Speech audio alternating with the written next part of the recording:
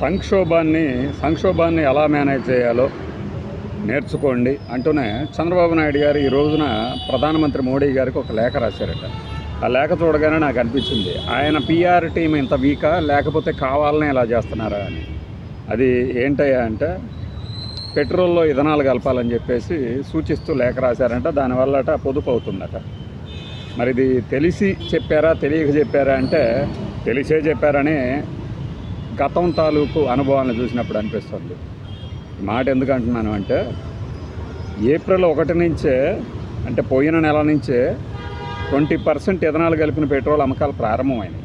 అసలు 2023 నుంచే దీనికి అనువుగా ఆ స్టాండర్డ్స్ తగినట్లుగా వెహికల్స్ తయారీ కూడా ప్రారంభమైంది ఈ దేశంలో. 2023 నుంచి ఇథనాల్ బ్లెండెడ్ పెట్రోల్ వాడకానికి అనువుగా ఇంజన్ల తయారీ, కార్ల తయారీ, ఇంకా ప్యాసింజర్ వాహనాల తయారీ ప్రారంభమైపోయింది కూడా.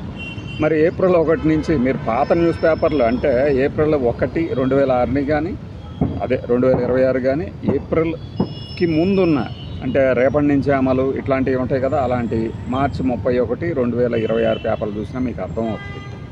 మరి అంటే ప్రతిదీ నేనే చెప్పా. అసలు ఆయన కొంత అంటే ఇంకొంత చేసే ఈ మన మీడియా వాళ్ళు, ఆయన ఈ మధ్యనే అమిత్ షాతో భేటీ కూడా ఇదే విషయాన్ని ప్రస్తావించిన చంద్రబాబు నాయుడు గారట. ఎక్కడ ప్రస్తావించారు? ఓకే, ప్రస్తావించారేమో, మరి అప్పట్లో ఎందుకు రాలేదు? అప్పట్లో కనుక పేపర్లో వచ్చినట్టయితే ఖచ్చితంగా దీని మీద విమర్శలు వచ్చాయి. విమర్శలు రావటం ఏంటి, నిజం కాదా? అంటే ఈ రోజున మనం రేపు డెలివరీ చేస్తే ఈరోజు సాయంత్రమే వచ్చేసినట్టుగా లేదు. మనం ఫిబ్రవరి తర్వాత ఈ గ్యాస్ సంక్షోభం ఏర్పడినప్పుడు మార్చిలో ఒక జోకులు పేలినాయి, అలాగా ఏప్రిల్ 1 నుంచి అమలు అవుతుంటే మనం ఈరోజు చెప్పినట్టు ఉంటుందా? ఏంటది? ఇలా ఎందుకు మాట్లాడుతున్నాము అంటే, వైఎస్ జగన్మోహన్ రెడ్డి గారు ముఖ్యమంత్రి కాకముందు ఛత్తీస్గఢ్ నుంచి పవర్ తీసుకోండి, 2 రాష్ట్రాలకి బాగా ఉపయోగకరంగా ఉంటుంది అంటే దాన్ని హేళన చేశారు. ఇది అందరికీ తెలిసిన విషయమే కదా. తెలిసిన విషయమే. ప్రతిపక్ష పార్టీ నేతగా ఆయన చెప్పాడు 2 తెలుగు రాష్ట్రాలకు సంబంధించి. అది గుర్తుండి ఉండదు కొంతమందికి. అలానే కరోనా టైంలో ముఖ్యమంత్రి హోదాలో ప్రధానమంత్రి గారికి కొన్ని సూచనలు చేస్తే చంద్రబాబు నాయుడు గారి బృందంలోని ఒక అంతేవాసి ఆయన ఎవరితో పోల్చారో తెలుసా? అంటే ముఖ్యమంత్రి హోదాకి కూడా గౌరవనీయమైనటువంటి బృందగానంలో ఉన్న సభ్యులు ఈ రోజున ఈ చట్ట సలహా ఎవరు ఇచ్చుంటారు? వాళ్ళే ఇచ్చుంటారు ఖచ్చితంగా. ఆల్రెడీ ఇంప్లిమెంట్ అవుతుంది దాన్ని. అంటే మన తెలుగు వాళ్ళలో పల్లెల్లో ఎక్కువ మంది ఉంటారు కాబట్టి వాళ్ళు సరిగా చదవరు కాబట్టి, అరే మన చంద్రబాబు గారే చెప్పారంటలేరా, లేకపోతే ఏందిరా వాళ్ళకి తెలిసేది. ఏది కొలికపూడి శ్రీనివాస్ ఒకసారి చెప్పాడే, క్వాడ్రిలేటర్ స్వర్ణ చతుర్భుజ రహదారుల గురించట చంద్రబాబు నాయుడు గారు చెప్పారట వాజ్పేయి గారికి అప్పట్లో. ఈయన చెప్పాడు. ఇప్పుడు వెళ్ళి అడగండి, చెప్తాడు కొలికపూడి. ఏం లేదండి అప్పుడు నన్ను అట్లా ప్రేరేపించారు మాట్లాడమని అంటాడు. అంటే ఆయన అంత విజనరీ అని చెప్తారు. అంత విజనరీ అయితే మరి పెట్రోల్ డీజిల్ కొరత ఎక్కడా ఏర్పడకముందే ఆంధ్రప్రదేశ్లో ఎలా జరిగింది? ఇది విమర్శించటం కాదు, కళ్ళ ముందు వాస్తవాన్ని వివరిస్తున్నాం కదా. జరిగిందా లేదా? అంటే జనం మనం ఏం చెప్పినా నమ్మేస్తారులే, నమ్మకపోయినా మన వాళ్ళు అచ్చొత్తుతారు కాబట్టి అవి చదివిన వాళ్ళు కొన్ని రోజుల తర్వాత అదిగో ఫలానా మే 16వ తారీఖు 2026లో ఆంధ్రప్రదేశ్కి ముఖ్యమంత్రిగా ఉన్నటువంటి చంద్రబాబు నాయుడు గారు చెప్పడంతోనే ఇథనాల్ అనేది కలపడం ప్రారంభమైంది అని అనుకోవాలనేగా. గూగుల్లో ఏముంది? గూగుల్లో కొడితే ఈ రోజున ఈయన చెప్పింది వస్తుంది, తర్వాత ఇంకొకరు చెప్తుంది. గూగుల్లో కాదు, నిజంగా అసలు ఎప్పటి నుంచి అమలు అవుతుందంటే గూగుల్ని మించి తెలుసుకొని ఉండాలి కదా.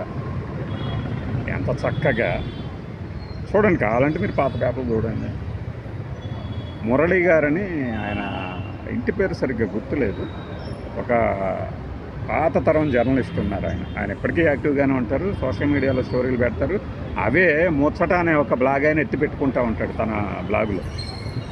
ఆయన చెప్తాడు, చంద్రబాబు నాయుడు గారుగా టీడీపీకి ఏమని చెప్తారంటే, నేను చెప్పేది నమ్మక్కర్లేదు, మన పార్టీ వాళ్ళు దానిని నమ్మినా చాలు, లేదు దానిని వాళ్ళు నమ్మక్కర్లేదు, జనంలోకి ప్రచారం చేస్తే చాలు అని అనుకుంటారు. అది ఆయనే స్వయంగా రాసేది. చూడండి, ఆయన కాదు, ఈ బచ్చాగాళ్ళు, మేము బచ్చాగాళ్ళమే ఆయన ముందు వయసులో. ఏంటి ఆయనే చెప్పాడు. మరి అందులో భాగంగానే ఇలాంటి ప్రకటనలు వచ్చినప్పుడల్లా వాళ్ళు గుర్తొస్తారు, గతం గుర్తొస్తుంది, ఇట్లాంటివన్నీ అనిపిస్తుంది అన్నమాట. మొక్కజొన్న రైతులకు మేలు జరుగుతుందంట. అబ్బా, ఆంధ్రప్రదేశ్లో మొక్కజొన్న వేయటం ఎప్పుడు ఎక్కువైంది? ఈ మధ్యనే కదా. ఎప్పటి నుంచో వేస్తున్న తెలంగాణ జనానికి తెలియదు. అంత ఎందుకండి, షుగర్ కేన్ నుంచి కూడా మొలాసిస్ ఇవి అవి అన్నీ తీస్తూ ఇథనాల్ ప్రొడక్షన్ చేస్తున్నారనే కదా. ఒక 3-4 ఏళ్ల క్రితం షుగర్ స్టాక్స్ విపరీతంగా పెరిగిపోయినాయి. ఇప్పుడు మామూలుగా స్టెబిలైజ్ అయినాయి. కానీ అందులోంచి వచ్చే ఇథనాల్ని మళ్ళీ బ్లెండ్ చేస్తున్నారనే కదా, పెట్రోల్లో వాడుతున్నారనే కదా వాడకం. ఇప్పుడు ఈ షుగర్ ఎక్స్పోర్ట్కి బ్యాన్ కారణం కూడా అదే కదా. మామూలుగానే షుగర్ ఎక్స్పోర్ట్స్ మీద ఎప్పుడూ బ్యాన్ ఉంటుంది, కొత్తగా పెట్టిందేం కాదు. నేను సడలిస్తారు. కాకపోతే ఇప్పుడున్న తరుణంలో ఏంటంటే ఈ ఇథనాల కోసమే షుగర్ ఎక్స్పోర్ట్స్ని పూర్తిగా బ్యాన్ చేసింది. పూర్తిగా మనం బ్లెండ్ చేయొచ్చు కదా అని చెప్పేసి దీని గురించి గారు కూడా చెప్తారండి. షుగర్ కేన్ మళ్ళీ మనం ప్రోత్సహిద్దాం. వరి నుంచి కూడా ఇథనాలు తీయబోతున్నారు. మీరు కేవలం మొక్కజొన్న పంటలకే మేలు కాదు, వరి కూడా, ఇకపై వరి పొట్టు నుంచి కూడా ఇథనాలు వరి నుంచి కూడా తీయబోతున్నారు. దానికోసం ఒక ప్లాన్ కూడా పెట్టారు బడ్జెట్లో. ఇవన్నీ మాట్లాడకుండా కేవలం చంద్రబాబు నాయుడు గారు లేఖ రాశారు, ప్రధానమంత్రికి సూచించారు. అదే డిమానిటైజేషన్ చేస్తేనేమో అది మేమే చెప్పాము ఎప్పుడో అంటాం, తర్వాత విడిపోతేనేమో డిమానిటైజేషన్ చేసి ఏం సాధించాడు అని చెప్పేసి ఇద్దరు నేతలు మాట్లాడారు, ఇద్దరు తండ్రి కొడుకు. పెద్ద నోటు రద్దు చేయమన్నాం, ఏం చేశారో మళ్ళీ 2000 తెచ్చారు, అది కూడా వద్దు అంటాం. తర్వాత ఏమో నేనే చేపించాను అంటాం.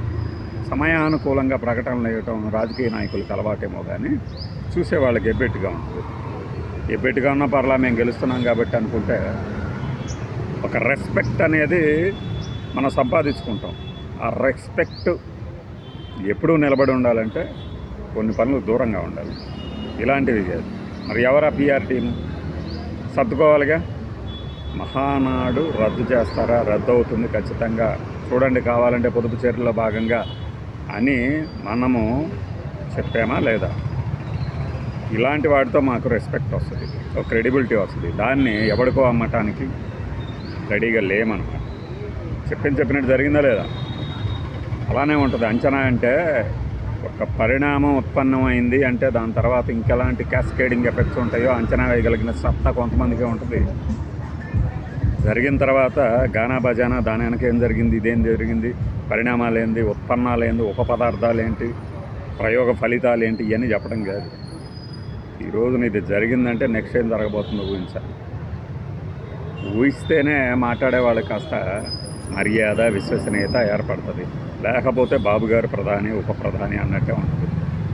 మరి ఇది చాలామందికి మంట కలిగిస్తుంది వీడియో. పర్వాలేదు.